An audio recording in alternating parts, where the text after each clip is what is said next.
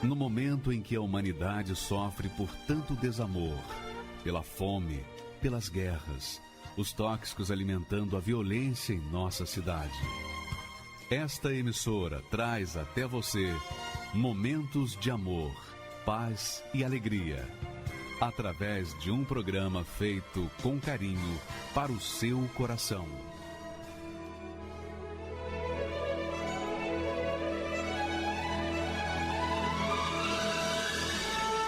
E agora, com você, a Palavra Amiga do Bispo Macedo.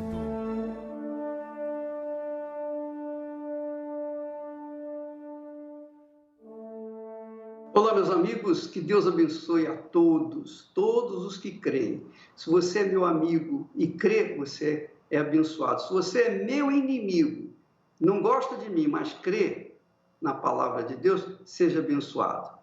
Agora, se você é meu amigo e não crê, não adianta nada. Você pode ser meu amigo, mas se não crê, não adianta nada. Então, a palavra de Deus é assim, ela só funciona para aqueles que creem. Ela só funciona para os que nela creem, colocam toda a sua força. Você vai no médico e o médico diz isso, você tem que fazer isso, aquilo, outro. O que você faz? Se você crê, você vai obedecer. Se você não crê, você não vai obedecer. Então, você não vai ser curado. É simples. Assim é a palavra de Deus. Se você crê nela, ela vai te abençoar. Se você não crê, pode ser meu amigo, pode ser quem quer que seja, não vai acontecer nada. Então, a palavra de Deus é o pensamento de Deus. São os pensamentos de Deus. Imagine você absorver os pensamentos de Deus.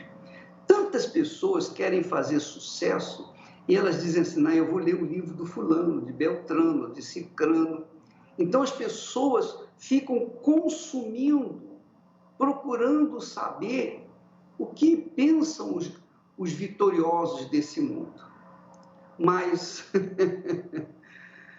aqueles que pensam como Jesus pensou, aqueles que pensam como Deus pensa, como o Senhor Jesus pensa.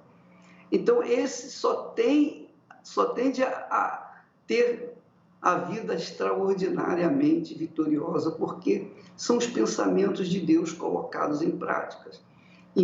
Então, você que me ouve nesse momento e quer um conselho para mudar de vida, coloque a palavra de Deus em prática. Por exemplo, nós estamos estudando, meditando cada dia sobre a história de Israel. A história de Israel conta sucesso e conta fracassos. Conta fracassos e conta sucesso. Como é que eles foram fracassados? Foram fracassados porque não obedeceram à palavra de Deus, não levaram a direção divina a sério, então eles foram derrotados. Mas quando eles obedeceram à palavra de Deus, através dos profetas, então eles foram vitoriosos. E é isso que nós procuramos fazer. Nós agarramos aqueles textos de vitória e colocamos em prática nos dias de hoje. É simples, claro, tenho que errar, não tenho que errar. Então, na época do profeta Samuel, havia uma turma, havia um povo chamado Filisteu, que era insistentemente fazia guerra contra Israel. Israel não tinha exército, Israel não tinha rei. Israel era composto de um povo que seguia a voz de Deus, era orientado pela voz de Deus. Mas esse povo, que não tinha rei nem exército, ele acabou se corrompendo com outros deuses, os Baalins e também Astarotes. Esses dois deuses, Baalins quer dizer o deus do trovão, os deuses de Canaã naquela altura. Os deuses de Canaã eram os Baalins. E esses Baalins, eles trabalhavam com os trovões. Interessante. E nós estamos trabalhando com os trovões, mas os trovões que vêm de Deus. Os Baalins enviavam, digamos assim, os trovões. E Asterotes era a deusa da fertilidade. Então você pode imaginar a pouca vergonha, toda a sorte de promiscuidade que surgia em prol dessa deusa, né? E que se faziam oferendas, etc., para essa deusa. Ora, o que Deus fez? Deus simplesmente abandonou o seu povo. Vocês não querem me ouvir, vocês não querem me obedecer, vocês não querem crer em mim, então sigam os deuses de vocês. Então, os filisteus ganhavam força com isso e venciam Israel. Mas aí, Israel, vendo-se acuado, desesperado, ele invocou o profeta, chamou o profeta e falou: olha, diga-nos o que temos que fazer para mudar essa situação aqui em Israel. Então foi aí que o profeta de Deus, mensageiro de Deus, deu o conselho. Vamos falar agora, vamos ver os conselhos que o profeta deu. Vamos colocar aí 1 Samuel, capítulo 7, e a partir do versículo 2. Só para dar uma pincelada nessa história. Sucedeu que a Arca da Aliança, que representava Deus, era um tipo de Deus, ficou em Kiriat Jearim 20 anos.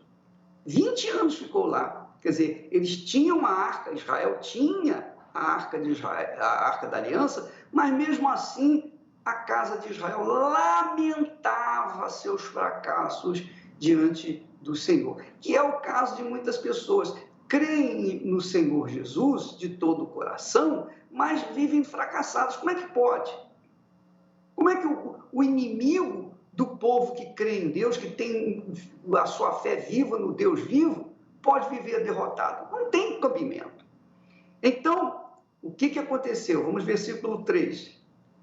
O versículo seguinte. Então o profeta Samuel falou para todo o povo de Israel, dizendo: ó, se com todo o vosso coração vos converterdes ao Senhor, tirai dentre vós os deuses estranhos e os ídolos, que eram os Baalins e Astarotes, e preparai o vosso coração ao Senhor e servi a Ele só.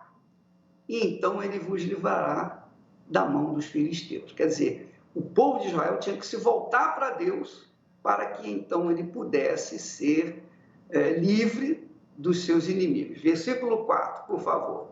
Então os filhos de Israel tiraram dentre si os ídolos e serviram só ao Senhor. E disse mais o profeta: congregai a todo Israel em Mispá, outra cidade, e eu orarei por vós ao Senhor. E foi o que eles fizeram. Eles se congregaram em Mispá e o profeta Samuel orou a Deus para eles. Versículo seguinte. E congregaram-se em Mispá e tiraram a água e derramaram perante o Senhor. E jejuaram aquele dia e disseram assim: pecamos contra o Senhor.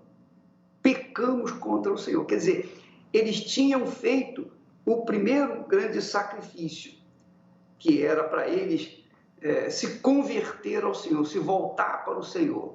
Depois do segundo, eles removeram os deuses e ídolos de suas casas. Em terceiro lugar, eles prepararam o coração para servir ao Senhor. Em quarto lugar, Israel se reuniu em Mispá, segundo a palavra do profeta, que orou por ele. Tudo isso está muito certo. Em Mispá, Israel tirou água e a derramou perante o Senhor. Jejuou todo aquele dia e confessou o seu pecado. Quer dizer, Israel aparentemente tinha feito tudo certinho, como manda o figurino. Mesmo assim, vem o versículo seguinte, o versículo 7, por favor. Coloque aí o versículo 7, que diz assim: ouvindo, pois, os filisteus, que os filhos de Israel estavam congregados lá em Mispá, numa cidade, subiram os maiorais dos filisteus contra Israel. Os maiorais, os chefes de exércitos. O que, ouvindo os filhos de Israel, temeram por causa dos filisteus. Quer dizer, quando eu falei isso ontem, quando a gente está na fé, quando a gente vive pela fé, eu não estou falando de religião, eu não estou me referindo a nenhuma religião, sem exceção. Eu estou me referindo à fé. A fé não tem nada a ver com religião. A prática da fé é a prática da obediência à palavra de Deus. Então, quando você está obedecendo a palavra de Deus, você está vivendo uma vida correta ou reta diante de Deus, então você não teme nada. Você não tem medo dos inimigos, você não tem medo da sorte, você não tem medo do azar, você não tem medo do amanhã, você não tem medo do futuro, você não tem medo de perder o emprego, você não tem medo de perder nada e nem ninguém, porque você está firmado na rocha, que é o Senhor Jesus Cristo. Você anda nos caminhos dele, você anda nas pegadas dele, você está seguro. Agora, não foi o que aconteceu com Israel, mesmo fazendo tudo aquilo que o profeta mandou lhe fazer.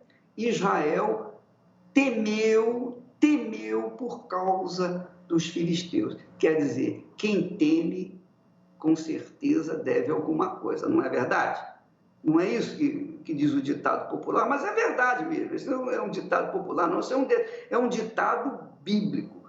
Quem não teme, ou quem crê, quem tem fé, não teme. Mas quem tem medo é porque tem alguma coisa devendo. Essa é a realidade. Quando a pessoa está em débito com a justiça humana, então ela fica sempre olhando de um lado para outro, para trás, ela fica apavorada. Por quê? Porque ela tem medo de alguém pegá-la de surpresa. Então é assim que funciona. Então, minha amiga e meu amigo, como é que foi resolvido o problema? O problema foi resolvido no versículo seguinte, que diz assim: por isso, disseram os filhos de Israel a Samuel, não cesse de clamar ao Senhor nosso Deus por nós. Quer dizer, por causa de quê? Está dizendo, por isso, por causa de quê? Por causa do temor que eles estavam para com os filisteus. Não cesse de clamar a Deus por nós, para que nos livre da mão dos filisteus. No versículo 9, tem a solução. Nós vemos aí que, então, tomou o profeta Samuel um cordeiro, é um cordeirinho que estava mamando ainda, um cordeiro tenro, estava mamando, e o sacrificou ao Senhor. E clamou o profeta ao Senhor por Israel, clamou, e o Senhor lhe deu ouvidos.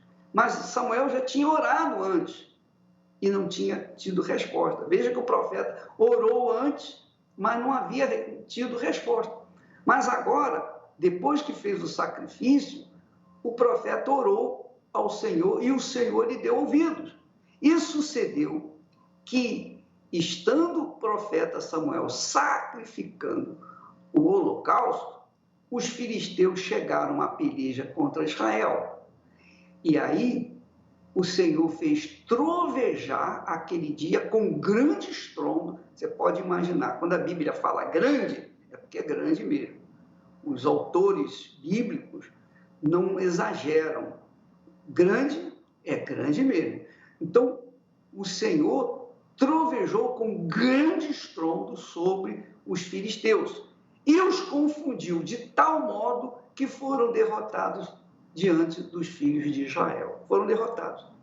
Quer dizer, Deus fez trovejar de verdade, não aqueles relâmpagozinhos à toa que aconteciam, que eles invocavam lá o Baal, o deus da Babilônia, o deus dos cananeus, e então eles criam nesse Deus. Deus então mostrou quem é o verdadeiro Deus, que trovejou de verdade tão forte, tão forte, tão forte, que os filisteus se confundiram. Eles ficaram confundidos, eles não chegaram a lutar com Israel, eles não chegaram a invadir Israel, não. Eles estavam reunidos para atacar Israel, mas naquele momento do estrondo que houve no acampamento dos inimigos, dos filisteus, então eles se confundiram e saíram correndo, saíram em disparada, porque muito engraçado. Eu posso imaginar. Eu estou falando aqui com vocês, eu estou imaginando, eu estou vendo essa história lá atrás. Porque eu imagino como é que eles devem ter ficado apavorados. Apavorados. E aí, com medo, fugindo, Israel veio atrás deles e os matou a todos. E acabou com aquele povo. Acabou, zerou aquela nação. Por quê? Pelo menos até os dias do profeta Samuel, acabou com eles. Por quê? Porque Deus foi quem defendeu o seu povo. Mas defendeu depois que o seu povo fez o que tinha que ter sido feito. Obedeceu a palavra de Deus. Então, minha amiga e meu amigo, é isso que a gente tem tentado passar. Porque quando nós falamos da história de Israel, nós estamos falando de uma história verídica. Não é uma fantasia, não é um conto, não. É uma realidade. E o que foi feito no passado, se repete nos dias de hoje. O que aconteceu no passado se repete nos dias de hoje na vida das pessoas. Por exemplo, a igreja evangélica é cristã, né? A igreja católica é dita cristã. Então, muitas igrejas são cristãs, dizem ser cristãs, mas isso não significa que a fé está focada no Deus vivo, no Deus de Abraão, no Deus de Isaac, no Deus de Israel. Não quer dizer com isso, necessariamente, você pode ser de uma igreja evangélica, católica, ou de qualquer outra igreja cristã, e ainda assim está completamente afastado de Deus. Por quê? Porque você não usa a sua fé com inteligência, você não copia do passado, você não tira experiências do passado para aplicar na sua própria vida, você não faz aplicar na sua vida aquilo que você conhece da Sagrada Escritura. E quando você não conhece, aí é que fica ruim mesmo, que você não sabe o que fazer da vida. Mas quando você conhece, vocês que dizem, olha, eu sou cristão, eu sou de Deus, eu sou batizado com o Espírito Santo, mas se você é de Deus, se você é batizado com o Espírito Santo, se você é uma pessoa fiel a Deus, por que a sua vida está uma miséria? Por que a sua vida dá um passo para frente e 10 para trás? Por quê? É porque está faltando alguma coisa, está faltando comunhão com Deus, está faltando comunicação com Deus, está faltando a fé, porque fé é certeza, fé é convicção de que Deus é contigo, de que Deus é comigo, de que Deus é conosco. Fé é uma certeza absoluta. Essa certeza só é dada para aqueles que são de Deus, aqueles que verdadeiramente estão ali aos pés do Senhor Jesus, aqueles que estão verdadeiramente obedecendo a sua palavra. Aí essas pessoas são imbuídas do espírito da fé, do espírito da certeza, do espírito do destemor, e elas estão prontas para o que der e vier. Elas não têm nada a perder, porque elas sabem que Deus é com elas. Então eles invocaram a Deus, fizeram o que tinham que fazer, clamaram, suplicaram, e depois, e somente depois, que foi feito o sacrifício de um cordeirinho, que ainda não tinha nem desmamado,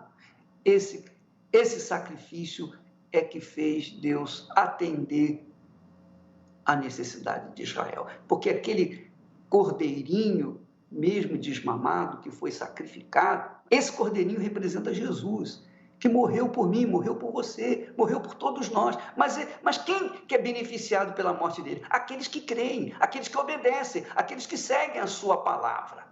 Está aí a história de Jesus, a novela de Jesus, que conta a história direitinho, como deve ser feito, como deve ser a fé inteligente, a fé racional, a fé que pensa, a fé que pesa, a fé que avalia e toma as suas decisões. É isso que nós queremos que você entenda, minha amiga. E por isso é que nós temos testemunhos maravilhosos, porque não importa quem você é ou deixa de ser, quando você faz o que é certo, Deus se inclina para. Quando você se volta para Deus, Deus se volta para você. Quando você o clama de todo o coração, quando você chora, não lágrimas de emoção, mas chora lágrimas de arrependimento, de querer abandonar os pecados, de abandonar a vida errada, então Deus ouve você, Ele vem ao seu encontro e faz notória a sua presença na vida de você. Então vamos assistir esse testemunho, belíssimo testemunho, uma experiência magnífica de uma pessoa que teve conhecimento, tomou conhecimento da palavra de Deus e a colocou em prática, e mesmo lá dentro da prisão, as coisas mudaram para ele. Vamos assistir essa história muito bacana. Meu nome é Oswaldo, tenho 48 anos e eu fui criado na periferia de São Paulo. Aos 13 para 14 anos eu conheci as drogas, como crack, cocaína, heroína, né? São drogas que realmente eu desconhecia até então. E foi aí que foi uma porta de entrada realmente para a destruição na minha vida, o mal. E quando eu vi, eu já estava viciado e comecei a cometer assaltos, comecei a roubar carro. E uma situação que foi piorando cada vez mais. De usuário, que eu era nessa ocasião, aí até então conheci um outro lado das drogas, que eu não havia conhecido ainda. Eu vi que eu poderia ganhar dinheiro com isso também. Eu comecei a vender droga, comecei a ser um pequeno traficante. Fundei uma boca de tráfico na ocasião, começou bem pequenininho, bem pequeno o negócio mesmo, e aos poucos foi expandindo mais. E logo eu estava encabeçando o tráfico de droga. Dentro do bairro a polícia me perseguia, já me procurava para me prender porque sabia que eu era o traficante do bairro. Aí, diante dessa situação, eu me envolvi em homicídios. Houve uma denúncia que eu desconheço até hoje exatamente de onde partiu. E houve uma emboscada numa casa que eu morava, a polícia cercou o local e teve êxito em me prender. O Carandiru era um lugar muito pesado. Um lugar muito pesado, um lugar tenebroso. Eu não dormia à noite direito, eu era muito perturbado, eu tinha sérios problemas psicológicos, e muita faca, muita arma, enfim, muita opressão tinha no ar, no lugar, eram as trevas em si.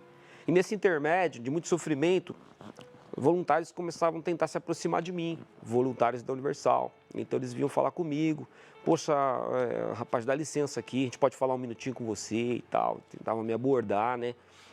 Você não gostaria de participar ali de uma oração com a gente, né? As primeiras vezes eu resisti, falei, de uma voz que falava dentro da minha mente, né? Você é bandido mal, você é bandido, agora você vai para a igreja, você é bandido, rapaz, você matou, fez isso, fez aquilo, traficou, agora você vai lá na igreja fazer oração. O que vão pensar de você? O que a rapaziada vai pensar? Pensar que você está escondido atrás da Bíblia aí, mas ao mesmo tempo eu sabia que eu estava sofrendo, que não era nada daquilo, que na verdade não era nada. Eu comecei a ver que eu não era nada. E aí um dia eu resolvi ir. E comecei, a partir daquele dia, me senti bem, gostei, eles oravam por mim e eu comecei a me sentir bem. Ao passar dos dias, aquela opressão foi saindo de vez. Aí o pastor falou, nós vamos realizar o batismo aqui. Todos os presos que você quiser se batizar nas águas e deixar o seu velho eu para trás, você vai recomeçar tudo aqui. Eu larguei o celular, porque eu tinha celular, eu abandonei. Ainda tinha um ponto de droga na rua ainda, eu mandei parar. Eu não quero mais ver de nada errado, de drogas, de nada. Eu vou ficar aqui dentro, nem que eu tenha que lavar uma cela para alguém aqui, fazer por favor, para me ganhar alguma coisa, um sabonete para me tomar banho, qualquer coisa, mas não vai. Eu já estava com aquela fé dentro de mim. E aí teve um atendimento no final e eu fui lá e fui falar com o pastor, pastor, quero me batizar agora. Aí tinha um tanque lá do lado da muralha do presídio. E naquele dia eu fui batizado nas águas, naquele dia. Eu me lembro que até a noite, engraçado, porque à noite, antes do batismo, do dia de acontecer o batismo, eu tive um sonho. Eu tive um sonho assim, bacana, um sonho legal. Eu tinha pesadelos antes, né? E nessa noite eu tive um sonho assim, super bacana, que eu entrava numa igreja de ouro. E era uma canção assim, parecia uma canção de casamento, quando a gente entra que está tendo um casamento, sabe aquelas músicas de casamento que é tocada no órgão, mas era uma canção, era algo que não se ouve aqui no mundo, parecia uma coisa celestial mesmo. Que pena que eu acordei, parece que eu estava no céu já. E eu fui para a igreja. Naquele dia houve o nosso batismo. Aí teve as reuniões posteriores. No meio da semana teve a reunião de busca do Espírito Santo, na quarta-feira. E eu lembro que encheu. Veio muitos presos naquele dia, encheu, estava muito forte. E naquele dia foi fantástico. Teve uma busca assim muito forte. A presença de Deus desceu naquele lugar de uma maneira que, quando eu vi, parece que eu estava na hora da busca, parece que eu não estava pisando no chão mais. Eu estava flutuando. Eu não lembrava mais de pena, de cadeia, não lembrava de mais nada do que passou. Para mim não importava se era 30 anos que minha condenação. Naquele momento, parecia que eu estava no céu. O Espírito Santo, uma força invadiu o meu ser. Uma alegria, uma paz, um amor que invadiu o meu ser. Que eu falei, meu Deus, por que eu não conhecia essa vida antes? Por que eu não conheci tudo isso aqui antes? Por que eu não procurei isso antes de verdade? Porque nada teria acontecido do que aconteceu. Eu já não era mais a mesma pessoa. Tinha uma força espiritual. As minhas palavras eram diferentes. Uma maneira de pensar. Eu comecei a enxergar a vida de outra forma. Eu queria contar para as pessoas. Então eu já comecei a sair ali dentro do presídio junto com os outros presos. Então eu comecei a falar com as pessoas. Tudo isso já aconteceu em 2003. Eu fiquei até 2011 preso. Eu fiquei mais 8 anos preso ainda. Feliz. Eu comecei a fazer a obra de Deus dentro do presídio. Depois disso, Deus, ele me separou ali dentro. Eu sentia que aquele tempo que eu estava ali era um processo de fortalecimento, de mudança, de crescimento. Seja o tempo que tiver que ser. Seja feita a tua vontade na minha vida e não a minha. Certo dia eu estava na cozinha, né? Nessa ocasião eu estava trabalhando na cozinha. Já há 3 anos eu estava na penitenciária trabalhando. Até o funcionário falou, rapaz, você vai ser me aberto hoje. Mas, sinceramente, eu tô triste de saber que eu não vou te ver mais aqui perto da gente. Eu consegui agradar todo mundo. Eu consegui agradar ali todo mundo. Praticamente eu era amigo de todos os presos. Os funcionários gostavam de mim por causa do meu comportamento. Os carcereiros, eles trabalham sob pressão. A qualquer momento, o presídio pode ter uma rebelião. E eu sabia o que aquele carcereiro estava sentindo. Às vezes eu via ele em pânico, desesperado. Ali por trás daquele carcereiro tinha um pai de família. Tinha um ser humano que estava ali para trabalhar, para ganhar o salário dele, para sustentar a família dele. Então, eu cheguei a fazer oração para o funcionário. Eles tinham uma confiança tão grande em mim que, em certo momento, eu perguntei se ele queria que eu fizesse uma oração, mas não precisava ele se aproximar de mim. Eu me lembro o nome desse funcionário, era seu Marcos. Então, nesse dia que eu falei para ele, eu posso fazer uma oração para o senhor, seu Marcos. Ele falou, não, rapaz, pode orar por mim, eu aceito sim, né? Eu aceito sim. Aí, eu fiquei até sem jeito, porque ele falou, não, você pode orar aqui perto de mim, chega aqui. Pode pôr a mão, você quer pôr a mão na minha cabeça? Pode pôr a mão na minha cabeça. E eu falei, poxa, eu sou um preso, né? Eu sou um presidiário, um homem que cometeu tantos crimes. Eu me sentia indigno, porque eu sabia que eu tinha errado. E ele não. Ele nunca tinha feito nada assim errado como eu. Ele era a justiça. Para mim, eu olhava ele como uma justiça e eu a injustiça. Mas naquele momento, eu vi que Deus tinha transformado a minha vida, que Ele tinha me perdoado e que eu era um novo homem, que Ele tinha dado uma autoridade para mim, que eu já tinha uma autoridade naquele lugar. Eu era uma pessoa de Deus ali. Eu tinha o Espírito Santo. Quem tem o Espírito Santo tem autoridade. E eu coloquei a mão sobre a cabeça dele e orei. E fiz uma oração por ele. Quando terminou aquela oração, ele falou, puxa, rapaz, eu estou sentindo algo aqui que eu estou aliviado. Aí eu tive a primeira saidinha, mas não tinha saída, né? Tive o direito, né? Me avisaram que eu ia, depois de 10 anos, eu ia ver minha família. Só que aí eu fui até a judiciária, que lá chama judiciária, onde ficam os advogados, né? E aí veio um balde de água fria. Porque uma mulher, ela me falou, ela era tipo de uma escrivã lá, algo assim. Então ela olhou assustada para mim e ela pegou meus papéis e ela falou assim, eu nem poderia falar isso para você.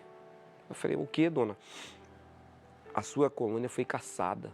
O desembargador, eles alegam que você não tem condição de estar na rua. Seus crimes foram pesados, você não foi submetido a exame criminológico. Aqui está alegando que você vai ser obrigatório a voltar para o regime mais segregado, fechado. Nem comente com ninguém, porque eu não poderia te avisar isso não, porque o semiaberto é um lugar que eu poderia fugir. E eu ia para a saidinha ver minha família. Então eu poderia não ter voltado. Deus me deu uma inspiração. Eu fiz um habeas corpus e mandei para Brasília. Mandei o habeas corpus para Brasília. Foi julgado na 6ª turma, no Superior Tribunal de Justiça.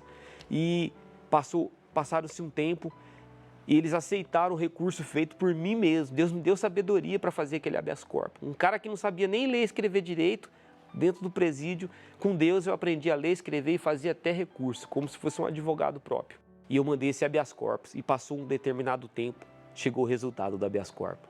Eu me lembro que naquela época a gente tinha um rapaz que a esposa dele vinha e ela puxava pela internet na época, né? E naquele momento ele chegou e falou para mim assim: Oswaldo, eu tenho uma notícia para te dar. Aí eu falei: rapaz, o que é? E eu acho que você ganhou a sua benção, rapaz. Aí quando eu olhei lá, ele me mostrou o papel. Estava lá, por votação unânime, o Tribunal de Justiça concedeu a ordem.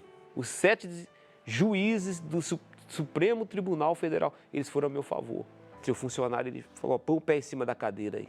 Aí eu coloquei que ele tirou a trava da pulseira eletrônica, né?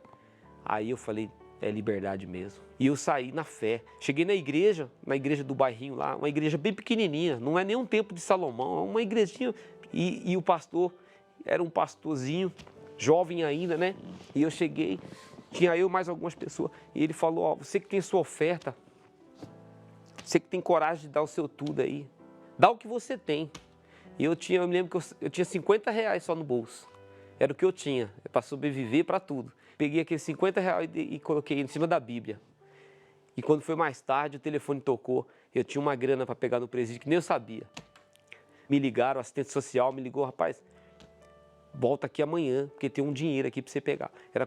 Eu tinha dado 50 de oferta, tinha quase R$2.000 lá, que eu nem sabia que eu tinha. Primeira coisa que eu fiz, separei o dízimo, mais uma oferta, e peguei aquele dinheiro e investi.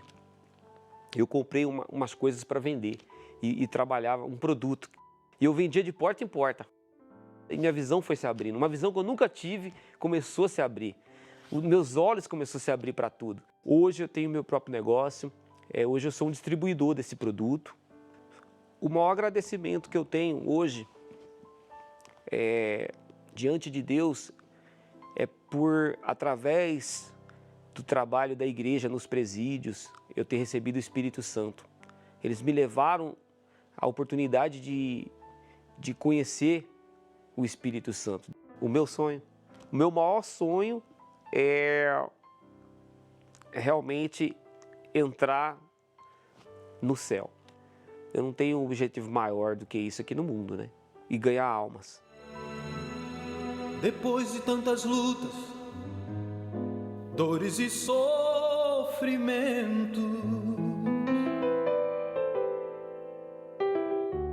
diante de tantos fracassos, lutando contra o tempo,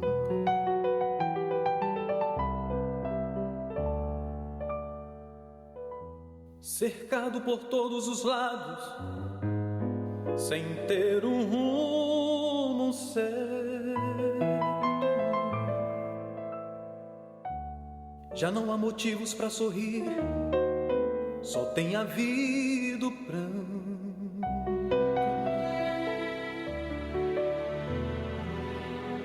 Senhor, meu Deus, meu Pai,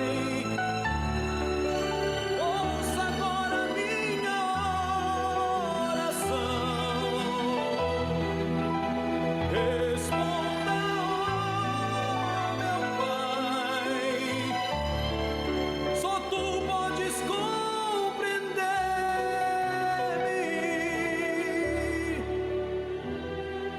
Já bati em muitas portas e a resposta não me veio. E agora clamo a ti, pois tu és verdadeiro.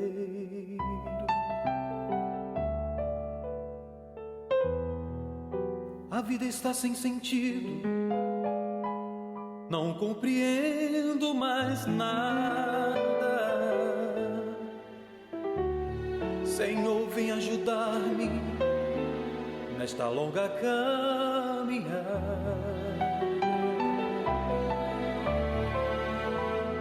Oh Deus, quanto eu preciso de uma resposta sua.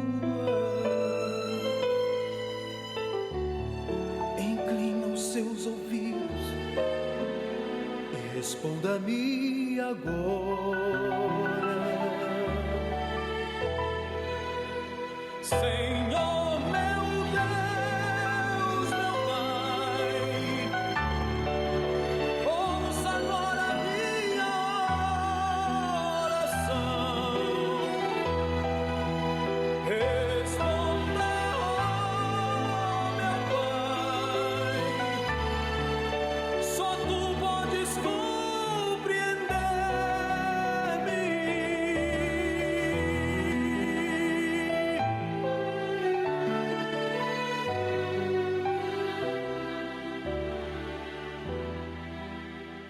Oh Deus, quanto eu sofri tentando achar um rumo certo. Busquei tão longe aquele que esteve sempre tão perto. Agora estou feliz, pois enxugaste o meu pranto. Senhor, recebo de ti forças e me levanto. Meu Deus, sinto um alívio dentro da minha alma e tenho certeza que agora muda toda a minha história. Vinde a mim todos os cansados, que eu vos aliviarei.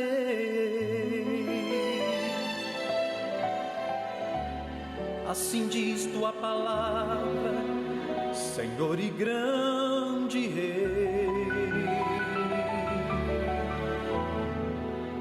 Senhor, meu Deus, meu Pai, ouça agora minha oração. Responda, oh, meu Pai, só tu podes compreender-me, compreender-me,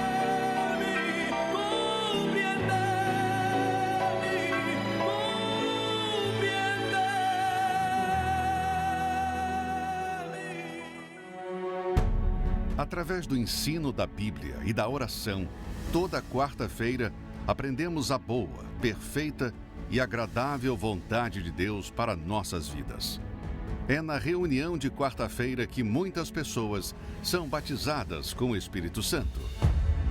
Foi o dia mais feliz da minha vida. Foi o dia que eu recebi o Espírito Santo. Ali o Espírito de Deus veio sobre mim. E eu fiquei tomado de um gozo, de uma paz, de uma alegria sobrenatural, fora do comum. É inexplicável. Eu não trocaria ele por nada. O Espírito Santo para mim hoje é a saída. Eu prefiro morrer do que trocar o Espírito Santo por qualquer coisa. Ele é em primeiro lugar na minha vida. Não deixo ele por nada. Você que decidiu seguir os caminhos da fé, se batizou nas águas, ou já é membro do corpo do Senhor Jesus, mas precisa de forças para continuar a caminhada. Não deixe os afazeres deste mundo o distraírem. A Escola da Fé precisa fazer parte da sua semana. Esteja conosco toda quarta-feira, às 10 horas, 15 horas e 20 horas, no Templo de Salomão ou em uma Universal. Você vê como é que Deus é grande, minha amiga e meu amigo ouvinte. Como Deus é infinitamente grande. Ele recuperou esse rapaz que era bandido, assassino. Mas ele não recupera só os assassinos, bandidos, não. Ele recupera pessoas de bem que pensavam que estavam bem.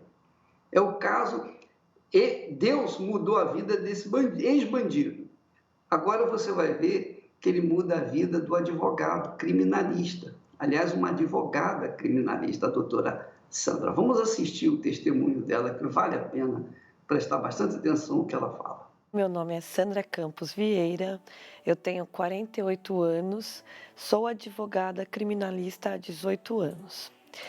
Como a maioria das pessoas, né, nós fomos todo o tempo bombardeados pelas informações falsas, pelas fake news com relação à pessoa do Bispo de Macedo, em que houve aquela demonstração do vídeo, ele falando da oferta, do dá ou desce, e aquilo foi terrível, para mim foi devastador. Na minha mente, eu falei, tá na cara que ele é um charlatão. Eu considerava a Igreja Universal como uma seita. Eu achava que existia realmente esse cunho financeiro de tomar dinheiro das pessoas, porque eu não acreditava em força de sacrifício, eu não acreditava nisso. Eu achava assim que Jesus morreu na cruz e basta, não precisa que o homem venha fazer nada além de crer. Eu falava, esse homem é o anticristo, ele é um homem que vai levar multidões para o inferno. Eu via assim, e eu queria distância dele. Eu não queria nem ouvir falar, eu não suportava a voz dele. Tive 2 casamentos e o primeiro casamento por um período foi bom, mas depois ele resolveu ir embora, me abandonou com essa minha filha mais velha, tenho 2 filhas. Isso me levou ao alcoolismo. Nesse alcoolismo, eu pensei em matar a minha filha, em me matar, mas eu não tive forças. Eu olhava para ela, criança, com 9 anos, e eu não tive força. Eu bebia uma garrafa de uísque, assim, brincando, ainda queria mais. Eu tomava, minha geladeira era forrada de cerveja, muita cerveja, e fumava também.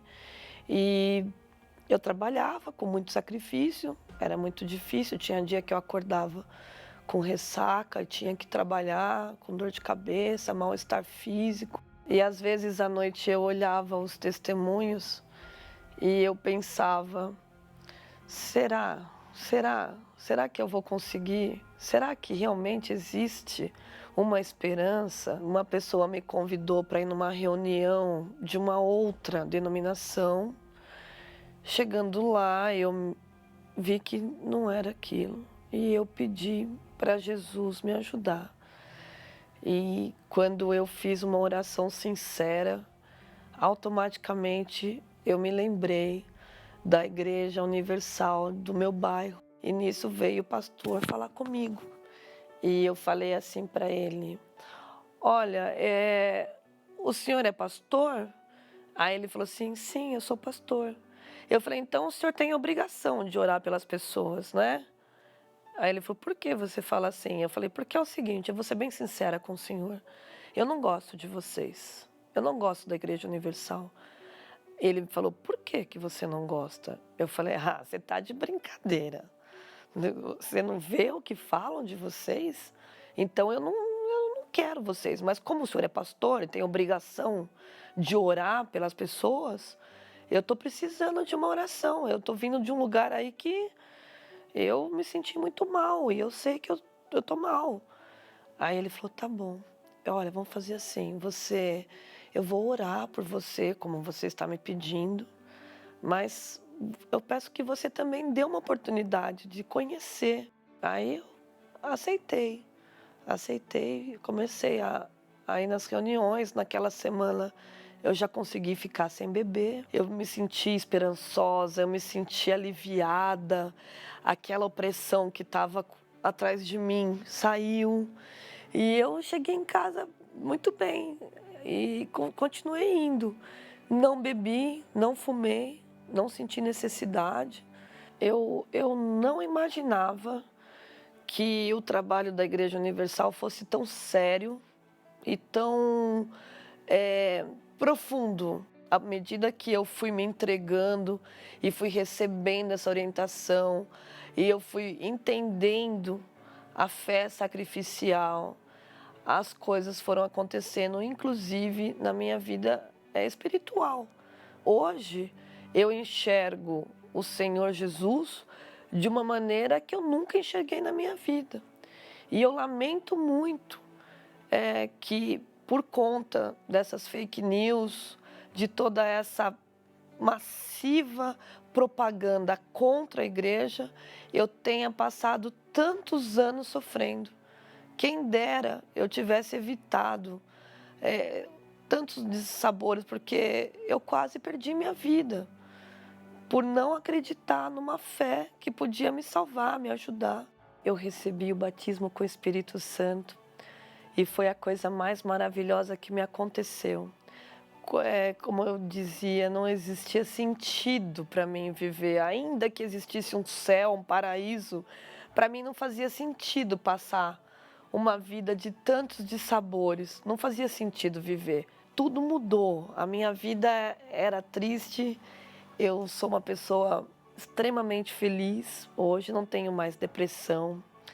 Eu não tenho mais nenhuma necessidade de usar álcool. Pelo contrário, a Igreja Universal foi a minha maior faculdade.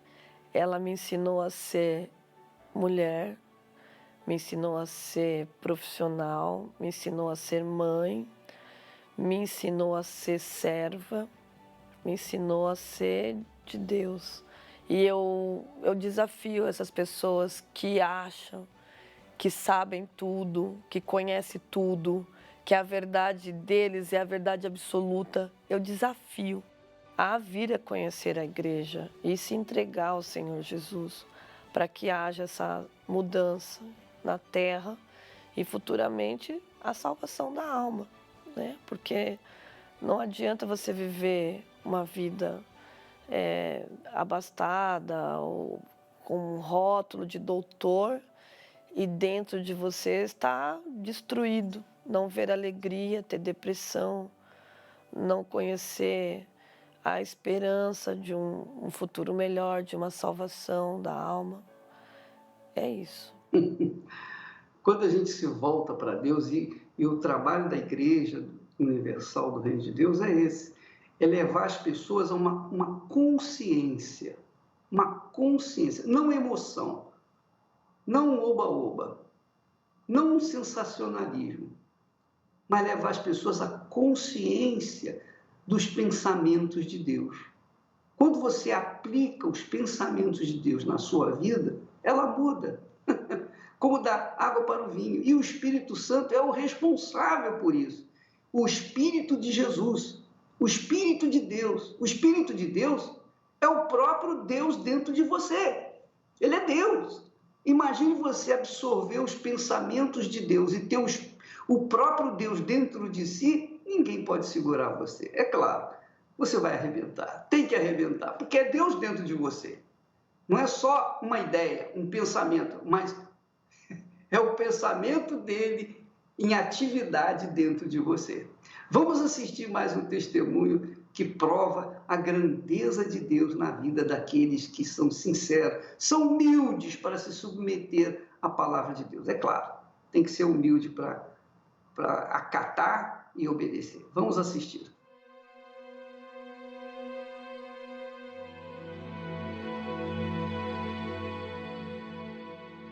Eu chamo-me Teresa Carriço. Cheguei à Igreja Universal com uma depressão profunda. Vivi em França, cheguei a Portugal, casei-me. A partir daí, realmente comecei a ter uma vida diferente, porque eram culturas diferentes, não é? Então eu aí comecei a ver que realmente que era uma sobrecarga muito grande, que eu estava sozinha e fazendo muita coisa. 2 salões, 2 lojas, 2 filhos. Quando eles estavam doentes, de noite cansada, já não dormia muito. Quando eu entrei em depressão, eu não me apercebi que estava a entrar em depressão. Eu só tinha muito cansaço, não conseguia comer. Eu notava que estava a ficar fraca. Estava a ficar fraca e já não tinha aquela paciência para os meus filhos, gritava mais com eles, não é? Eu comecei a perder a vontade de tudo, de trabalhar, já não deixava mais o salão entregue às empregadas do que eu própria, eu fechava muito em casa, agressividade em casa, desmaiava constantemente. Houve alturas que até partia as coisas da mesa, tudo que tivesse na mesa mandava para o chão, a gritar, e quando eu vinha a mim dizia assim, o que é que aconteceu? Já tinha feito aquilo sem me aperceber o que é que eu estava a fazer.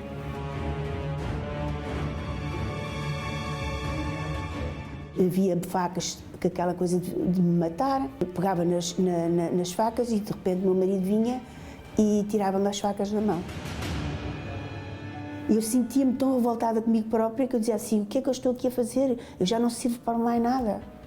Eu já não tenho vontade de viver, porque eu não quero que meus filhos sejam infelizes comigo assim. Então, se é para viver assim, então vale mais eu morrer.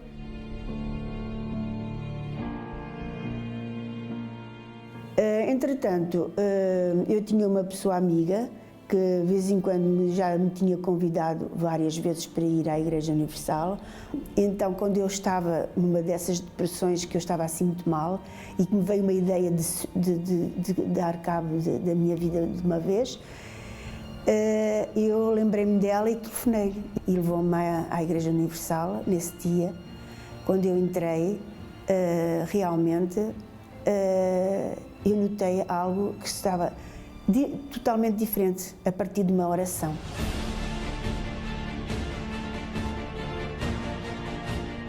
Para já, quando eu saí de lá, senti-me leve. Depois dormi muito melhor.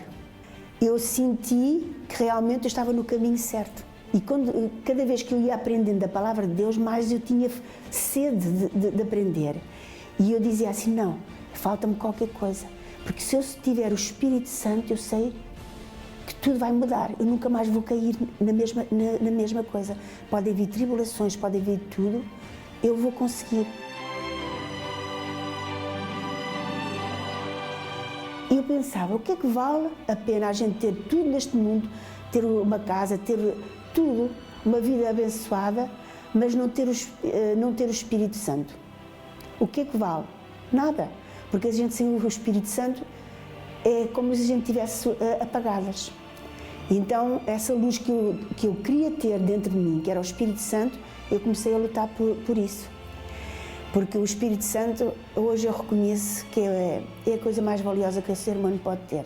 E foi assim que eu consegui realmente, através de uma luta de busca, que eu realmente tive o Espírito Santo.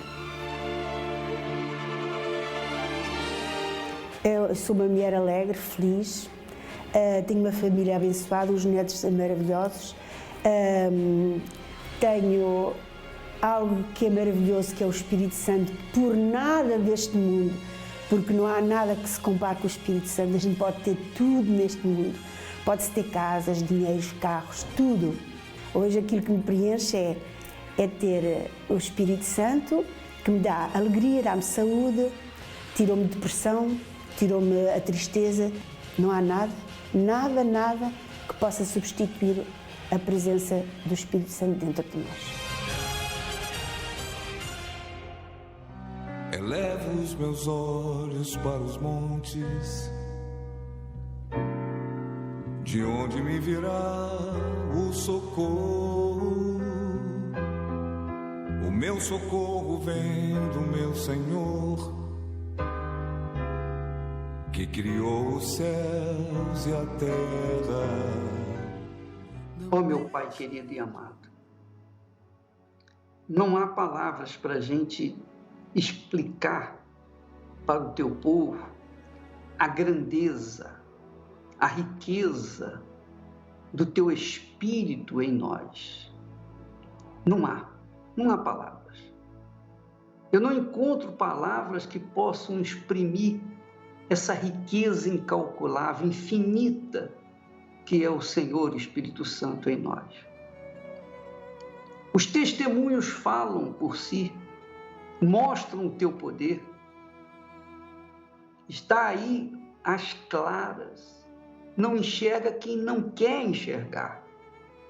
O teu Espírito tem feito coisas extraordinárias, magníficas, monumentais, que aos olhos humanos seria impossível acontecer, não fosse a ação do Senhor Jesus em espírito.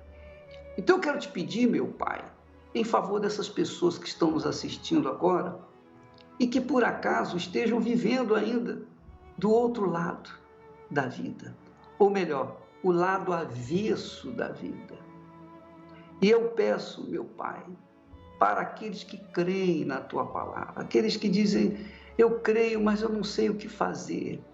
Então, para estes, meu Pai, eu peço que o Senhor venha abrir-lhes o entendimento, para que eles possam compreender a Tua palavra, absorver os Teus pensamentos, as Tuas ideias e, consequentemente, ter a força, o poder do Espírito Santo para executá-las e, então, alcançar a plenitude da vida que o Senhor veio trazer.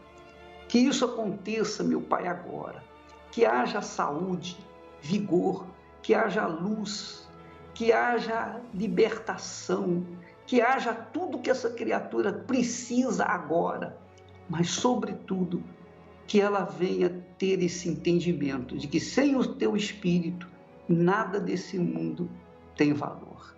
Ó Espírito Santo, eu te peço, em nome do Senhor Jesus, venha ao encontro do Teu povo aqui agora e faça honrar, glorificar, exaltar Jesus na vida dela. Em nome do Senhor Jesus Cristo. Amém. E graças a Deus. Deus é o meu refúgio e a minha fortaleza, é meu escudo forte na minha fraqueza. Pois é, minha amiga e meu amigo, nós vamos ficando por aqui. Amanhã estaremos de volta para trazer mais uma palavra, mais testemunhos que mostram o poder de Deus na vida daqueles que creem. Você pode ser qualquer pessoa, você pode ser o último da fila deste mundo, você pode ser a última das criaturas nesse mundo, não importa. Você pode ser o que for, pode estar lá no topo da classe social, ou então lá embaixo, no fundo do inferno. Uma coisa eu sei, sem o Espírito Santo não há vida, porque Ele é o nosso fôlego, é o fôlego da nossa existência.